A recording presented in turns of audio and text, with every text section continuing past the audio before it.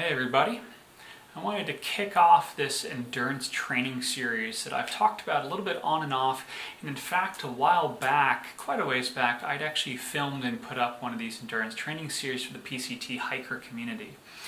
But I've changed a lot of how I do that program in a much more updated fashion that's decently more effective, as well as much more fit to the amount of time that most of us have left before we're going to head out for Campo. And so this video is just an introduction to what we're going to do and how we're going to approach it, mixed with our assessments for those who care about them. And so the real brief summary is that endurance work is usually treated pretty simplistically in either run more miles, run faster, or like run steeper, and that's about it. When the cellular and physiological adaptations that give us endurance are much more complex than that. As I'm not going to really go into it like I'd love to, and I would answer questions on it, but most people just aren't interested. We have four main energy systems on a cellular basis, and then we have a spectrum of muscle fiber type, and these all interact in different ways, and then which ones we want to work on depend on our goal, like say the performance of through hiking, where we want really good long distance endurance with some ability to go and do some moderate intensity stuff for minutes to hours as well, with like a really high, let's say Mount Whitney or Mather Pass, something that's really steep and it's going to require a bit more intensity. And so if you just decide to make an endurance program that's like, well, I ran 10 miles today, I'm going to run 11 tomorrow, and next week I'll bump it up another one. It's going to help your endurance, but that doesn't work in the specific adaptations we're looking for. And by that I mean we have specific endurance attributes that we get to work on, like the actual physical volume of your heart. And I don't mean like, I'm not talking about cardiac hypertrophy where we have one side that's essentially swelling up because you're unhealthy, but we're actually going to make the volume of your heart bigger so that with every pump, you get to actually move more blood. Which means you have to pump, you don't have to actually have as high a heart rate to get the same work done. And other attributes or other adaptations like that where but we're talking about more than just the adaptations of making your heart bigger and those mechanical kind of stuff. We're talking about having your body better able to buffer against rising acid levels in the blood, or having a larger store of enzymes ready to be able to carry out these metabolic processes, to be able to use more of your oxygen more efficiently. Stuff that gets affected by just say going and doing road miles or going and doing sprinting, but you get so much more out of specifically working on these adaptations instead of just going, I'm just going to do this and we'll get some benefits and go from there. So we're going to give you a program that lets you work on the kind of endurance you want for through hiking way more effectively than just simply getting out and running, whether that's sprinting or jogging for the whole day. We're going to give you something more. And so luckily, most of this is very low when it comes to the technical competence you need to carry it out.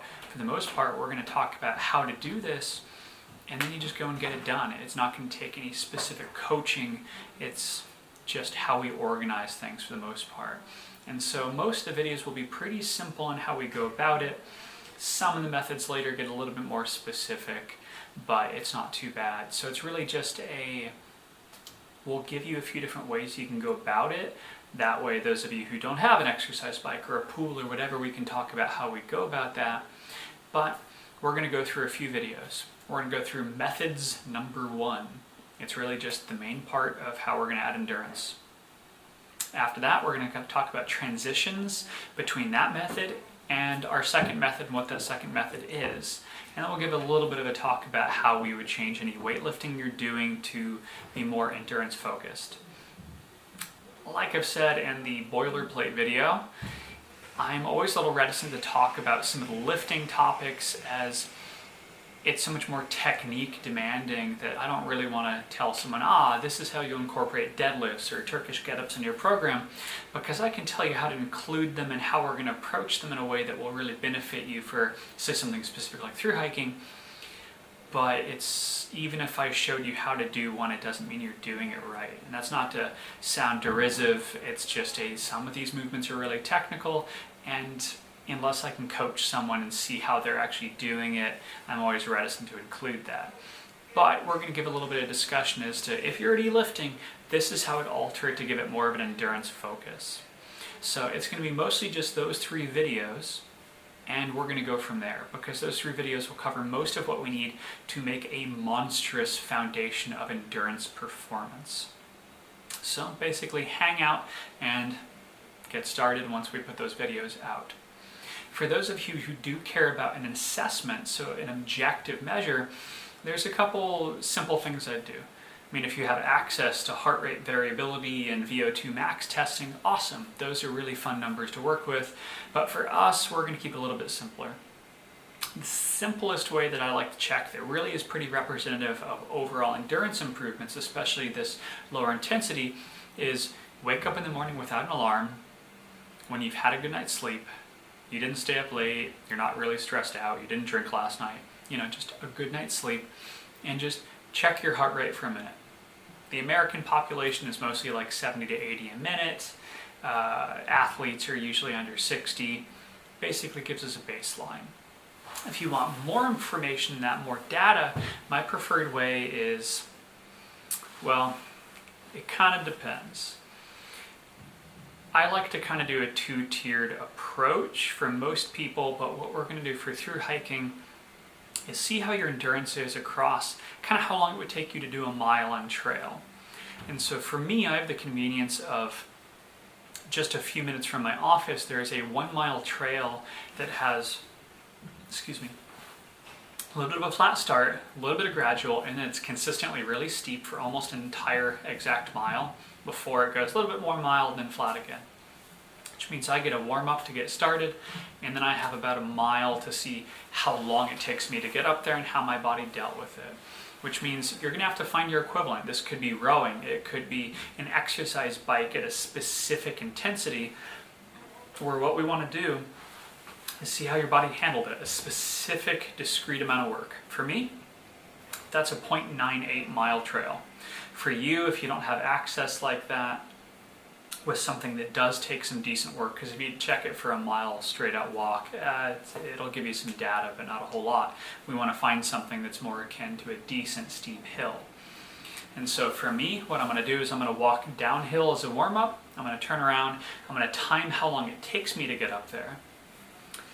I'm going to check my immediate heart rate as soon as I finish the steep bit, and so I'm going to measure for about 6 seconds and multiply by 10, or 10 seconds and multiply by 6. That way I get a really accurate amount. I'm going to mark that down.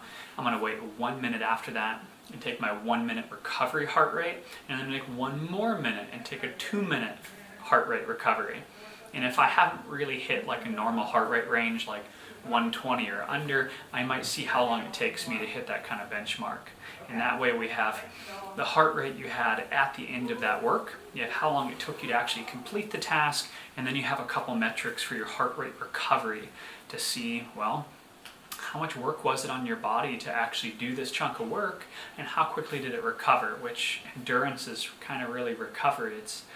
Endurance is how much can you restock your resources. If you can restock them really quick, you just get to keep doing that thing. But if you do really, really intense work, just how quickly you kind of restock in between, well, you have to catch your breath matters too, and our heart rate is our biggest portal to check that.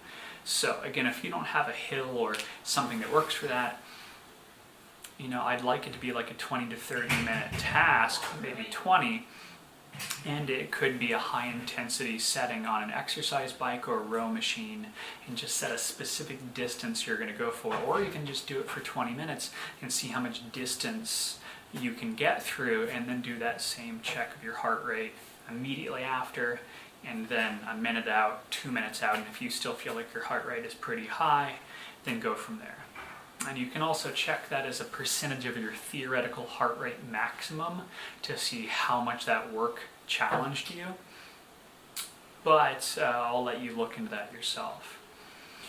One other thing that's optional is seeing what kind of workload you can do before you go from what we call an aerobic to an anaerobic system, which, without getting fancy lab equipment involved, means in a functional sense, say you're on an exercise bike at this intensity level, after a warm up and just getting yourself into it. How intense can you maintain without, well, still being able to maintain a conversation? If you sit there going, I'd have to suck air and I couldn't possibly talk at the same time to keep this intensity up, that's kind of a threshold. And so you can check both the workload and the heart rate that you kind of hit that point, and that gives you another metric. So again, most of you don't really need to check this kind of stuff, but I love data and I love being able to see how things are affecting me, especially for a lot of what I do. We have to go, okay, this is our goal. This is the thing we have to work on to actually work on that mechanism. Let's make sure it's working properly. So I like data. But as it is, I'm going to leave it there. That's essentially what we're going to do. We're going to give you a really good endurance program, and if you want to check these metrics for before and after and during, go for it. Otherwise, let me know if you have any questions either now or during the process, and I'm going to get those videos out as soon as I can so that you guys can get started and really work on a little bit more effective endurance training before we all hit the trail in a few months. So I'll see you in the next video.